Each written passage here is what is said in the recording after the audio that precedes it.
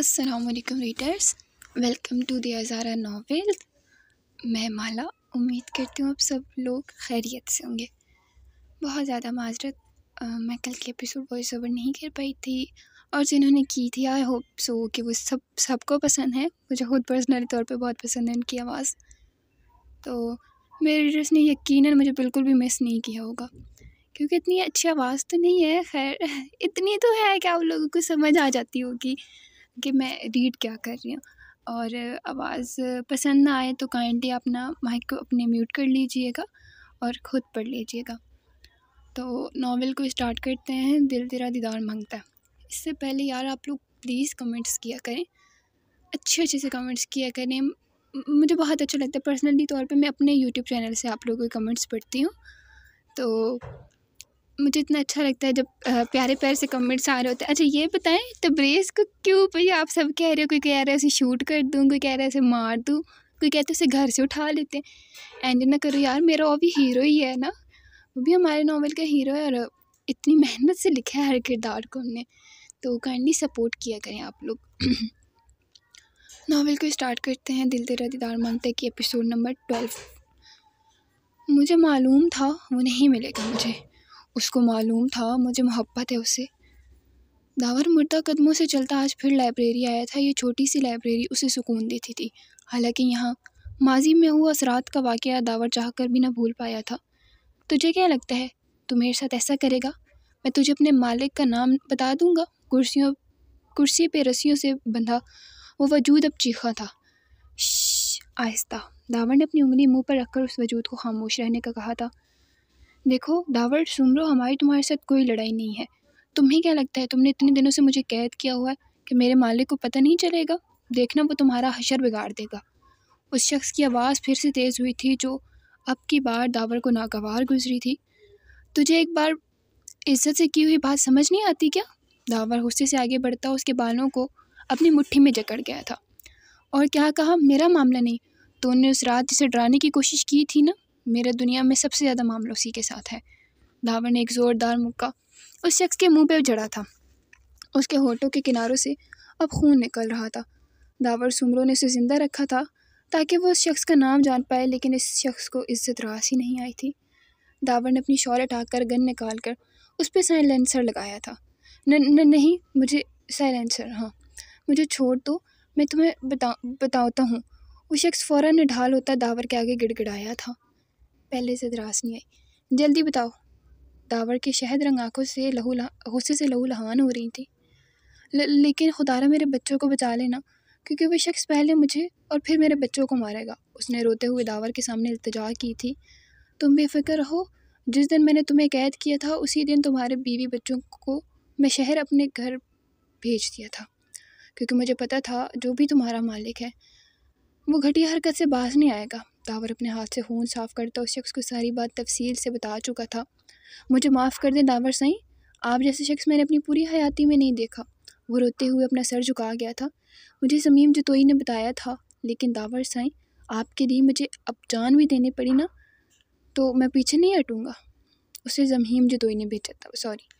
वो शख्स अब खामोश हो चुका था। उसका लहजा कदरे मजबूत था। वाकई में दावर सुमरो जैसे आला किरदार वाले इंसान के साथ कौन धोखा कर सकता है भला? मुझे पता था ये उसका काम है। दावर सुमरो हल्का सा एक तरफा मुस्कुराया था।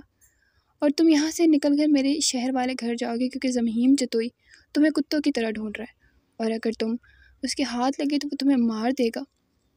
इसलिए तुम शहर चले जाओ, वहीं तुम्हारे बच्चे हैं, उनका ख्याल रखो। दावर कहता उसकी रस्सियाँ खोल गया था। मुझे माफ़ कर दीजिएगा दावर साईं। वो शख्स दावर के कदमों में बैठ गया था। पागल हो तुम? कोई ज़रूरत नहीं माफ़ी की। तुमने जो किया तुम्हें उसका हुक्म मिला था, लेकिन अब जो दावर सुमरो करेगा उसका इल्म भी किसी को नहीं होगा। दावर कहता उसे कंधों से पकड़कर अपने कदमों से उठाता, उसके कंधे को थपथपाता, टेबल की तरफ बढ़ाता। ये कुछ पैसे रख लो, बाहर बाकिर खड़ा हुआ है, वो तुम्हें रातों रात शहर छोड़ आएगा। जाओ, अल्लाह के अमान। दावर उससे कहता बाथरूम की तरफ बढ़ा था। वो शख्स एहसान करके जताने वालों में से नहीं था। अल्लाह पाक आपको अपनी हिफ्ज़-ओ-मान में रखे और आपकी हर दिली मुराद पूरी करे दावर साईं। वो शख्स थोड़ा सा ऊंचा कहता वहाँ से निकल गया। दावर जो अंदर नमाज के लिए वज़ू कर रहा था वो हल्का सा मुस्कुराया था। वो लाल रंग के लहंगे चोली में मलबूस खूबसूरती से किए हुए मेकअप में बेहद हसीन लग रही थी। ब्यूटिशियन भी उसे देख मुस्कुराई थी। आप सच में बहुत प्यारी लग रही हैं, ब्यूटिशियन मुस्कुराते हुए बोली थी। शुक्रिया, रिमशा ने धीमी आवाज़ में कहा था। मोस्ट वेलकम, अब चलिए शाह से इंतज़ार कर रहे होंगे, वो ब्यूटिशियन कहती ही रिमशा का हाथ थामे कमरे से बाहर लाई थी। हो गई तैयार मेरी छोटी सी शपाटरी? पहले भी बताया था, अब दोबारा बता रही हूँ, छोटी सी शपाटरी। शपाटरी कीड़ा होता है जिसे पंजाबी में हम तो हेलीकॉप्टर कहते हैं, अल्लाह जाने आप लोग क्या कहते हैं। सामने खड़ा आर्यन सफ़ेद रंग के कॉटन के सूट में मलबूस था, कुछ बालों को आदत के मुताबिक माथे पर बिखेरे। वो बहुत पुरकशिश लगा था। जी आपकी शपाटरी, मेरा मतलब मैम तैयार हो गई हैं।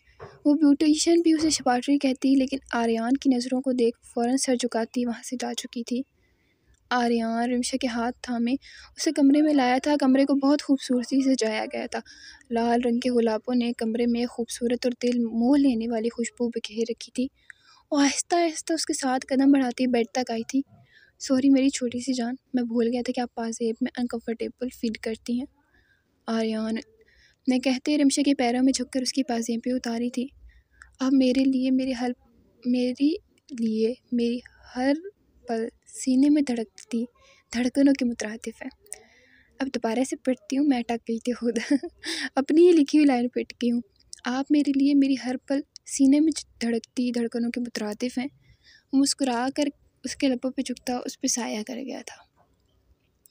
सर एहतशाम, डीन आए हैं, ऑफिस बॉय ने ऑफिस में दाखिल होते एहतशाम से कहा था, जो लैपटॉप पे उंगलियां चलाते माथे पे शिकने डाले किसी गहरी सोच में था। तो उसने एक नज़र ऑफिस बॉय को देखते अपने दाएं आबरू उठाए थे। मिस महक ने आपको बुलवाया है, ऑफिस बॉय ने सर झुकाए कहा था। व्हाट? उसने मुझे बुलाया है। शाया ने हल्की सी तंजिया मुस्कान अपने लबों पर सजाते यूसुफ ऑफिस बॉय को देखा था। जी सर, आपको और मिस अमरेहा को, ऑफिस बॉय ने अपने दोनों हाथों को एक दूसरे पे बांधते कहा था। ठीक है तुम जाओ, मैं खुद मिस अमरेहा के साथ आता हूँ। एहतशाम अपनी चेयर से उठता, अपने कोट के अगले 2 बटनों को बंद करता लैपटॉप को शट डाउन कर गया था। जी सर, यूसुफ कहता ऑफिस से निकल गया था। वाइट रोज़, फाइनली फिर से आपका दीदार नसीब होगा। वो मुस्कुराते ही वो ऑफिस के गेट को पूर करता स्टाफ रूम की तरफ आया था। पूरा स्टाफ रूम खाली था, सिर्फ अमरेहा अपने सर डेस्क पर टिकाए हाथों से अपने सर को कवर किए हुए थी। एहतशाम ने खांसते हुए अपनी मौजूदगी का एहसास दिलवाया था। कौन? अमरेहा तेज़ी से उठी थी, अपने सामने एहतशाम को खड़े देख वे चौंकी थी। आप? उसने एहतशाम को देखते अपना हिजाब दुरुस्त किया था। एहतशाम उसकी ब्राउन आंखें देखता फिर से अपना दिल अपने हाथों से निकलता महसूस कर रहा था। जी मैं। उसने फ़ौरन ख़ुद को कंपोज किया था। कोई काम था सर आपको? अमरेहा उसकी कल वाली बात नहीं भूली थी। इसी बात को याद करके तो अमरेहा सुबह से उसके सामने नहीं गई थी। जी, आपको मिस महक ने बुलाया है, एहतशाम ने उसकी आंखों में देखते कहा था। मिस महक, अमरेहा ने चबा कर हल्के पास में कहा था। क्या कुछ कहा आपने? एहतशाम ने अमरेहा को देखते कहा था। नहीं तो, अमरेहा ने फ़ौरन अपनी सफाई दी थी। ओके तो मेरे पीछे चलें, एहतशाम कहता आगे बढ़ने लगा। मैं क्यों आपके पीछे चलूं? मैं तो आगे चलूंगी, अमरेहा ने मुंह बसोरा था। मैंने कहा ना आप मेरे पीछे चलें तो पीछे चलें, एहतशाम ने फिर से अपनी बात रिपीट की थी। नहीं, मैं हमेशा आगे चलती हूँ तो मैं आगे ही चलूँगी, अमरेहा भी ज़िद की पक्की थी। कह रहा हूँ ना पीछे चलें तो पीछे चलें, एहतशाम ने अमरेहा को देखते अपना आईब्रो ऊपर की जानिब उठाया था। नहीं, मैं कभी भी पीछे नहीं होती, अमरेहा आगे बढ़ने लगी थी। तो कि ट्रेन में इंजन में बैठ के सफ़र करती हैं आप? एहतशाम ने अमरेहा को घूरा था। क्या मतलब है आपका? अमरेहा ने हैरानगी से उसे देखा था। ट्रेन में भी तो डब्बों पे बैठ के सफ़र करती है ना, डब्बे भी तो ट्रेन के पीछे ही होते हैं ना, तो फिर क्यों नहीं पीछे चल सकती? एहतशाम ने पहली बार अपनी ज़िंदगी में किसी को वजाहत दी थी। कुछ भी है, मैं आगे ही चलूँगी, अमरेहा अपने कदमों को आगे की जानिब बढ़ाया था। ढीठ मिट्टी आई है, शराफत के साथ पीछे चलें, आप नहीं जानते डीन कितना बुरा इंसान है। एहतशाम जो बात नहीं करना चाहता था वो भी कह गया था। अमरेहा अपनी नज़रें झुका ली थी। वो ख़ुद भी जानती थी कि डीन बुरा इंसान है, और आज वो क्यों इतनी ज़िद्दी हो गई थी उस शख्स के सामने। हालांकि वो तो बिल्कुल भी ज़िद नहीं करती थी, फिर क्यों वो शख्स से लड़ लेती थी, उसे सुना देती थी। आई एम सॉरी, आप आगे चलें, मैं पीछे चलूँगी, होड़ आइए ना ठिकाने तक। अमरेहा ने अपनी गलती को तस्लीम करते एहतशाम को एक नज़र देखा था। वो शख्स मुस्कुराते हुए बहुत खूबसूरत लगता था। अमरेहा इस बात पर ईमान ले आई थी। कोई बात नहीं, मुस्तकबिल में ध्यान रखिएगा। एहतशाम कहते आगे बढ़ गया था। अमरिया भी उसकी बात को बगैर समझे अपना सर असबात में हिलाते आगे बढ़ी थी। एला हासिल शख्स, बता क्या जवाब दूँ? ये दुनिया कहती है इतनी उदास क्यों रहती हो? वो अपना सर झुकाए जहाँ नमाज को तय करती उसे कबड़ में रख कर अब उदास सी बेड पे बैठी थी। साईं, एक बार तो हमारे लिए कुछ करते, पहले भी छोड़ गए थे और अब भी। सबिया हंसी थी, एक खोखली हंसी, उसे अंदर तक वीरान कर रही थी। अदी साईं, हम आ जाए? जमजम कुछ देर पहले ही नीचे मेहमानों से मिलकर आई थी। जी आ जाओ गुड़िया साईं। सबिया ने मुस्कुराकर उसे अंदर आने की इजाज़त दी थी। अदी साईं, आप तैयार नहीं हुई? जमजम ने उसे सादा से हुलिये में देखकर सवाल पूछा था। तैयार क्यों होना? सबिया ने जमजम को देखते सवाल किया था। वो हमें बाबा साईं तुरेज सुमरो ने बताया कि आपके रिश्ते वाले आए हैं ना, तो हमने सुना जब लड़कियों अच्छा तो हमने सुना है सब लड़कियां तैयार होती हैं। सॉरी। जमजम के पास जितनी अकल थी उसने इतनी अक्ल से बात बताई थी। हमें तैयार नहीं होना, हम ऐसे ही ठीक है। वो हल्की सी मुस्कुराई थी। वैसे अदी साईं, हम आपको एक राज की बात बताएं। जमजम ने उस दिन के वाक़ये के बाद आज पहली बार ख़ुद से सबिया से बात की थी। जी बताएं। सबिया को तशवीश हुई थी। वो लड़के हमें बिल्कुल भी अच्छे नहीं लगे, उनसे तो अच्छे हमारे दावर दसाई हैं। लेकिन पता नहीं दावर दसाई कहाँ गुम है, और अगर आपको दावर दसाई अच्छी नहीं लगती तो हमारे शाम दसाई आपके लिए ठीक रहेंगे। जमजम ने सबिया के चेहरे को देखा था जो झुका हुआ था। सबिया अपने आंसुओं पर जब्त करती अब हार गई थी। जमजम, हम इस बारे में कोई बात नहीं करनी। सबिया अपने आंसुओं को पीती उठकर टेरेस की तरफ चले गए थे। I'm sorry अदी साईं, हम आपको हर्ट नहीं करना चाहते थे। जमजम वहीं से कहती उठकर कमरे से बाहर निकल गई थी। रानी कहाँ हो? तबरेज़ हवेली से निकलता पीछे बनाए हुए घर में दाखिल हुआ था। रानी, उसने फिर से उसे पुकारा था। हाँ, अब तू आ गया। रानी कमरे से निकलती झूलती हुई तबरेज़ के गले में अपने बाजुओं का हार डाल गई थी। क्या मतलब है? और ये क्या हुलिया बना रखा है? तबरेज़ को उससे एक अजीब सी बू आती महसूस हुई थी। अरे तुझे क्या हुलिये से? तू तो सिर्फ यहाँ मेरे जिस्म के लिए आता है ना, तुझे क्या लगी? रानी जो भी करे, वो गुस्से से कहती तबरेज़ से दूर हुई थी। ये क्या बकवास कर रही हो? मुझे तुम्हारे जिस्म की कोई हवस नहीं है। तबरेज़ उसे एक नज़र गुस्से से रानी को देखते हुए बोला था। अरे शाह साईं, आप तो गुस्सा ही हो गए। रानी हंसी थी, बहुत बुरी हंसी। हाँ तो तुम जब गलत बात करोगी तो गुस्सा आएगा ना। तबरेज़ शाह फ़ौरन अपने गुस्से को काबू में करता रानी को खींचकर खुद से लगा गया था। अरे मैंने कोई गलत बात नहीं की, जो सच है वही कहा है। एक तू नहीं और भी सब मेरे पास सिर्फ अपनी हवस के लिए आते हैं। रानी तबरेज़ की गर्दन की हड्डी पे अपनी शहादत उंगली फेरती हुई बोली थी। क्या बकवास कर रही हो? होश में नहीं हो तुम मेरे ख्याल से। बताओ मुझे और कौन आता है यहाँ? तबरेज़ ने उसे खुद से दूर करते गुस्से से देखा था। अरे मेरा सोना बाबू, गुस्सा ना हो, जो सच है वो सच है। अच्छा तुम भी आ जाओ अंदर। रानी कहती तबरेज़ का हाथ थामकर उसे कमरे की जानिब ले जाने लगी थी। Shut up. तबरेज़ गुस्से से अपना बाजू जो कि रानी ने पकड़ा हुआ था उसे खींचता हुआ रानी का मुंह दबोच गया था। रानी, मुझे धोखा बर्दाश्त नहीं, सब बर्दाश्त कर लूँगा, लेकिन तुम मेरी बीवी हो और मुझसे बर्दाश्त नहीं होगा कि तुम किसी खैर मर्द से ताल्लुक़ रखो। तबरेज़ उसका मुंह को दबोच कर खड़ा था। अरे जाओ, तलाक लूँगी मैं तुमसे। रानी उसका हाथ झटकती गुस्से से बोली थी। नहीं दूंगा मैं तुम्हें तलाक, आई समझ? तुम सिर्फ और सिर्फ तबरेज़ मुकद्दर शाह की हो और किसी की नहीं। तबरेज़ उसका हाथ थामने को आगे बढ़ा था। खबरदार, पास ना आना, नहीं रहना मुझे तुम्हारे साथ, मुझे तेरे साथ। घर पे जा, तेरी ख़ानदानी बीवी तेरे साथ वफ़ा निभा रही है, काफ़ी नहीं? अरे नामर्द तो तू है, किसी एक औरत का हो ही नहीं सकता। वो बेचारी तुझे अपना शौहर मानती है, लेकिन मैं उसकी तरह अनपढ़ जाहिल नहीं हूँ जो तेरे साथ वफ़ा निभाऊंगी। अरे मैं रानी हूँ, रानी, कोई तेरी ग़ुलाम नहीं कि जब तेरा दिल करे तू मिलने आ जा। और सारे नू ठंड पै गई है। तबरेज़ ने इतनी बेइज्जती हो गई है। अब तो आई होप सो कि आप लोगों का अच्छा रिस्पॉन्स आएगा। रानी के अल्फाज तबरेज़ पे आग के गोले की तरह बरसे थे। वो चाहकर भी रानी पे हाथ न उठा पाया था। उसका हाथ फिजा में बुलंद हुआ था, लेकिन वो अपने हाथ की मुट्ठी बंद करता नीचे कर गया था।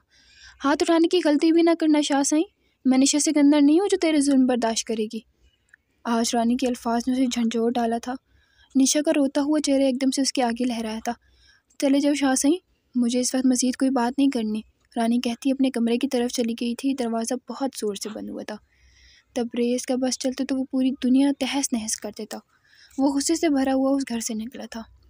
दावर दावर को हवेली में दाखिल होते देख दादा साईं ने उसे पुकारता जो सीधा अपने कमरे की तरफ जा रहा था। जी दादा साईं। उसने वहाँ मौजूद तमाम नफूसों को नज़रअंदाज करते अपने दादा साईं को देखा था। यहाँ आओ, मेरे पास बैठो। दादा साईं उसकी तकलीफ़ को बहुत अच्छे से समझते थे और वो नहीं चाहते थे कि दावर फिर से तन्हाई का शिकार हो। जी दादा साईं, वो कहता बैठक मर्दों के बैठने की जगह में दाखिल हुआ था। स्याह शलवार कमीज़ में मलबूस, कंधे पे ऑफ वाइट शॉल ओढ़े, वो बालों में हाथ फेरता बहुत पुरकशिश लग रहा था। अस्सलाम वालेकुम, कैसे हैं आप सब? उसने वहाँ बैठे सबसे सलाम किया था। वालेकुम अस्सलाम। सबने एक साथ जवाब दिया था सिवाय दानियाल सुमरो और दिलावर सुमरो के। आपका नाम? दावर ने उस शख्स को मुखातिब किया था जिस शख्स को वो मुखातिब नहीं करना चाहता था, पर अपने दादा साईं की सवालिया नज़रों की वजह से उसने उस शख्स को मुखातिब कर ही लिया था। आसाम चांडियो, वो मखरूर अंदाज में बोला था। गंदुमी रंगत, माथे पे बिखरे बाल, सीध में बाल बाखरे ओह आई एम सो सॉरी गंदुमी रंगत, माथे पे बिखरे सीध में बाल, सफ़ेद काटन के जोड़े पे सिंधी शॉल ओढ़े आसाम चांडियो दावर सुमरो को देखता अपने माथे पे शिकने डाल गया था। ये मेरा दूसरा पोता है, दावर दिलावर सुमरो। जबार सुमरो ने आसाम की नज़रों का मतलब समझते उसे आगाह किया था। अपने बाप का नाम सुनते दावर ने बेख्तियार दिलावर सुमरो को देखा था। बैक वक्त दोनों बाप बेटे की नज़रें टकराई थीं। दिलावर सुमरो अपनी नज़रें चुरा गए थे। दावर की आंखों की उदासी उन्हें वैसे ही बेचैन रखती थी और उसका टूटा हुआ दिल और उदास ले जा। उन्हें अपने बाप होने पे गुस्सा आया था, वो चाहकर भी कुछ न कर पाए थे। बाबा साईं, सभी को देखे ना वो मुझसे नाराज़ हो गई हैं, आप उसे कहे ना मान जाए। दावर उसे नाराज़ नहीं देख सकता। 12 साल दावर 4 साल सबीहा दानियाल सुमरो को मनाने के लिए अपने बाबा की मदद मांग रहा था। हम नाराज़ हैं आपसे, आप हमें क्यों छोड़ कर गए थे? हम नाराज़ हैं आपसे, आप हमें क्यों छोड़ कर गए थे? पिंक कलर की फ्रॉक में मलबूस और मुंह फुलाए दावर से अपनी नाराज़गी बयान कर रही थी। अब नहीं जाऊंगा। दावर ने कान पकड़कर सबीहा की तरफ देखा था। पक्का वादा ना दावर साईं? पक्का वादा ना दावर साईं? सबीहा ने अपना सीधा हाथ दावर की तरफ बढ़ाया था। वादा? दावर उसका हाथ थामते मुस्कुराया था।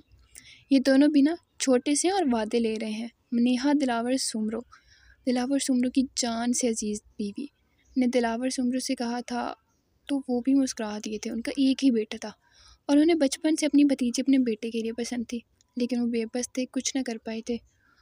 ओह सही, तो आपके दूसरे पोते जो सरदार है वो कहाँ है? आसाम ने बनुए झुकाते पूछा था। He is busy right now. The power ने उसे उसके अंदाज में जवाब देते उसे पल में लाजवाब किया था। ठीक है। आसाम दावर पर से अपनी नज़रें फेर गया था। अब वहाँ बड़ों की बातें होने लगी थी और दावर सुमरो को घुटन महसूस होने लगी थी। वो अपने दादा साईं से इजाज़त लेता बाहर निकल गया था। दसाई सुने, जमजम दावर सुमरो को उसके कमरे की तरफ जाते देख उसके पास आई थी। जी कहीं गुड़िया साईं? दावर ने अपनी नज़रें नीचे झुकाई हुई थी। दावर, अदे साईं, हमें क्यों लगता है कि आप परेशान हैं? जमजम ने मासूमाना अंदाज में पूछा था। नहीं तो, मैं परेशान नहीं हूँ, आपको ऐसा क्यों लगा? दावर ने एक नज़र जमजम को देखते फिर से सर झुका लिया था। क्योंकि दावर, अदे साईं, आपकी ये जो मौलाना वाली दाढ़ी गवाह है कि आपके बिखरे बाल तबाह हैं। ओह, फिर से रिपीट करती हूँ, बड़े मज़े की लाइन लिखी थी यार ये मैंने। क्योंकि दावर, अदे साईं, आपकी मौलाना दाढ़ी गवाह है कि आपके बिखरे बाल तबाह हैं। वो हंसते हुए कहती दावर को भी हंसा गई थी। सबीहा जो कि किचन से खाने को देखने आ रही थी, दावर की हंसी सुनते उसे धचका लगा था। वो शख्स खुश था, उसे फ़र्क नहीं पड़ता था। वो हंस रहा था यानी वो पुरसुकून था, यानी बेसुकून से वही थी। अपने जहन में आते हज़ारों वसवसों को नज़रअंदाज करती सभी अपने कमरे में चली गई थी। अच्छा, तो अगर मेरी दाढ़ी बढ़ जाएगी तो इसका मतलब मैं परेशान हूँ? दावर और जमजम में से किसी की भी नज़र सबीहा पे नहीं पड़ी थी। वो तो अपनी ही बातों में मगन थे। हाँ हाँ बिल्कुल, उसने अपने सर को हाँ में जुम्बिश दी थी। वैसे तो आप मेरे मोस्ट हैंडसम वाले अदा साईं हैं, लेकिन अभी हैंडसम नहीं लग रहे। आप अपनी दाढ़ी बनवाएं और वैसे भी सभी अती साईं का निकाह है इस जुम्मे को। जमजम ने मुस्कुराते हुए दावर को देखा था। आंखें पल में सुर्ख हुई थीं, माथे की शिकनें बढ़ गई थीं। जी बेहतर, वो 2 लफ्ज़ों को कहता वहाँ से चला गया था। अरे अदा साईं, बात तो सुने। सरदार जी की तरह बन गए अब अदा साईं भी, हमारी बात ही नहीं सुनते। जमजम आंखों में नमी समोए सोचती वहाँ से चली गई थी। आर्यान की आंख खुली तो उसकी नज़र अपनी मताओ जान पर पड़ी थी जो उस पर चढ़कर लेटी थी और इस वक्त आर्यान की शर्ट में मलबूस थी। आर्यन को इस वक्त वो छोटी सी बच्ची लगी थी जिसे रात अपनी शिद्दत से निढाल कर चुका था, मगर रिमशा ने उसकी दवाएं देख के उसे रोकने की कोशिश न की थी। आर्यन की नज़र उसकी गर्दन पे पड़ी थी जहाँ उसकी शिद्दतों के निशान वाज़ह थे। उसकी गर्दन पे झुककर अपने लबों से वहाँ पे मरहम लगाने लगा था। अभी उसने सुबह 6 बजे तो उसकी जान छोड़ी थी। उसका लम्स महसूस करते रिमशा की आँख खुली तो उसने खुद पे झुके आर्यन को देखा। उसकी आंखें फट से खुली थी। साईं वो उसे कंधों से थामे दूर करने लगी तो आर्यन ने नजर उठाए उसे देखा था जिसकी आंखों में इस वक्त गुर्बत का खुमार था। साईं कुर्बान अपनी शपाटरी पे, वो उसकी पेशानी पे पोसा देता हुआ बोलता, साईं छोड़े, मुझे फ्रेश होना है। वो उसे रात वाली टोन में वापस आते देख बोली थी। अगर ना हटूँ तो। वो अपनी आईब्रोज उचका गया था। साईं प्लीज़, वो रोहानसी होती बोली तो आर्यन बगैर उसकी सुने उसके होंठों को निशाना बांधा और अपनी तिश्नगी मिटाने लगा था। रिमशा ने उसे कंधे से थामे दूर करना चाहा था मगर वो टस से मस ना हुआ था। उसने नमाज अदा करते सलाम फेरा था। आंसू लड़क कर गाल पे बहने को तैयार थे। वो अपने हाथ की पुश्त से आंसू साफ करती गहरा सांस खींच गई थी। अतः सुमरू से बता कर गई थी कि कुछ देर में मेहमान उससे मिलने आएंगे। वो नमाज अदा करके जाए नमाज में बैठी अपनी निगाहें ऊपर की तरफ कर गई थी। मैं जानती हूँ कि उन्हें कभी हमारी कमी महसूस नहीं होगी, मगर हाँ, ज़िंदगी के किसी लम्हे वो ठहर कर हमें सोचेंगे ज़रूर। कितने भी कमतर नहीं थे हम, जो उन्होंने इतनी नाकदरी करती हमारी, नाकदरी करती हमारी। वो अपने रब के आगे बोली थी। उसे यकीन था कि उसका रब उसे सुनता है। हमारे परवरदिगार, जो हमारे नसीब में बेहतर है वो हमें अता कर दें। हम आपके हर फैसले पर राज़ी हैं। उसने ये बात कहकर सारी बातें ही ख़त्म कर दी थी। अब चाहे उसे वो शख्स हासिल होता या ला हासिल, उस लड़की को सब्र आ गया था। कमरे का दरवाज़ा खुलने की आवाज़ पे सबिया ने फ़ौरन अपने आंसुओं को पोंछा था। अस्सलाम वालेकुम बेटा साईं। वो एक उम्र रसीदा औरत थी जो कि सबिया को नमाज़ पढ़ते देख मुस्कुराई थी, और उनके साथ एक प्यारी सी लड़की भी थी जो गुलाबी कलर के कपड़ों में दुपट्टा सर पर जमाए सबिया को देख हल्का सा मुस्कुराई थी। वालेकुम अस्सलाम, कैसी हैं आप? सबिया ने जाए नमाज को तय करते उनकी तरफ देखकर सलाम का जवाब दिया था। अल्लाह का बड़ा करम है धी साईं। धी यानी बेटी कहते हैं ये हम पंजाबियों में भी कहते हैं और सिंधियों में भी, ठीक है। और ये जो मेरा नावल है ये सिंधी कम्युनिटी बेस है, तो आई होप सो कि कुछ सिंधी लोग भी पढ़ रहे हों, तो है कोई ना। अल्लाह का बड़ा करम है धी साईं। वो औरत और उसके साथ मौजूद लड़की अब भी खड़ी थी। सबिया जाए नमाज को रखती उन दोनों से गले मिली थी। आप दोनों बैठे ना। सबिया ने उन दोनों को देखते हुए कहा था। शुक्रिया। इस सब के बीच में वो लड़की पहली बार बोली थी। बेटा साईं, क्या हम आपको देख सकते हैं? उस औरत ने सबिया को निकाब में देखते हुए कहा था। अरे आप लोगों ने तो कुछ लिया ही नहीं। मैं किचन में सामान रखने गई और वापस आई तो आप थे ही नहीं। वहाँ पे अतिया सुमरू भी कमरे में दाखिल हुई थी। सबिया जो बहुत कन्फ्यूज़ थी, अब उसे थोड़ा हौसला मिला था। अरे नहीं नहीं, हमने अच्छे से खाया है, हमारा अपना ही घर है। बस इर्शा, वो लड़की, बस इर्शा को सबिया से मिलने का बहुत शौक़ था। वो औरत उस वक्त तफसील से गोया हुई थी। हाँ हाँ हाँ, चलें, अच्छी बात है, तकल्लुफ़ रखना भी नहीं चाहिए। तो बताएं फिर कैसी लगी मेरी बेटी? इर्शा, अतिया सुमरू सबिया के कंधे के गिर्द बाजू फैलाते हुए बोली थी। सबिया ने बेख्तियार माँ के लम्स को महसूस करते सुकून से आंखें मूंदी थी। आपकी बेटी अपना चेहरा तो दिखाई नहीं रही, मैं कैसे बताऊँ कि ये प्यारी हैं, कैसी हैं? सॉरी। इर्शा मासूमियत से बोली थी, लेकिन वो सिर्फ बज़ाहिर मासूम थी। हकीकतन उसके लफ्ज़ों में तंज़ की आमेज़िश थी। अरे देख लेना आप, मेरी बेटी माशाल्लाह से बहुत प्यारी है। अतिया सुमरू सबिया को अपने साथ लगाती हुई बोली थी। सभी, उन्होंने सब कहा था। जी, सबिया ने पुरनम आँखों से अतिया सुमरू की जानिब देखा था। बच्चे अपने निकाब उतार दें। अतिया सुमरू हल्की आवाज़ में बोली थी। इर्शा और वो औरत भी उन दोनों की तरफ मुतवज्जो थी। कमरे के पर्दे बंद थे। सामने ड्रेसिंग पे सबिया की निकाब की पिनें थी। ओपन अलमारी में बहुत सी स्कार्फ थे जिससे वाज़ेह था कि आम दिनों में भी इस्तेमाल किए जाते हैं। फेरी लाइट्स बेड के इर्द गिर्द लगी थी। संगमरमर के फर्श को पिंक थीम दिया गया था। ईशा ने बहुत सदाइशी नज़रों से सबिया के कमरे को देखा था। जी, सबिया ने कहते अपने निकाब को सीधी तरफ से पिन उतार दी थी। छोटी से खूबसूरत नाक, दूधिया सफ़ेद रंगत, भूरी आँखें, लाल होती रुखसार और गुलाबी भरे हुए याकूती लब। वो बला का हुस्न रखने वाली एक पर्दादार लड़की थी। दुनिया का कोई भी मर्द उसे पाने की ख्वाहिश कर सकता था।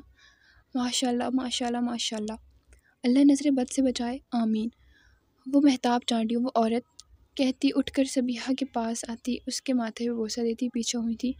माशाल्लाह, तुम बहुत खूबसूरत हो। इर्शा भी उसे देखती हुई बोली थी। दिल में एक कसक उठी थी। शुक्रिया, लेकिन हमें लगता है आप हमसे भी ज़्यादा प्यारी हैं इर्शा। सबिया मुस्कुराते हुए बोली तो इर्शा भी मुस्कुराई थी। कुछ देर बातें करने के बाद सब अपने कमरे में जा चुके थे। वो भी लाइट को ऑफ करती सो गई थी। आई होप सो कि आप लोगों को ये एपिसोड पसंद आई होगी। अच्छे अच्छे से कमेंट्स, अच्छे अच्छे से रिस्पॉन्स कीजिएगा, दुआ में याद रखिएगा और काइंडली चैनल को ज़रूर सब्सक्राइब करें।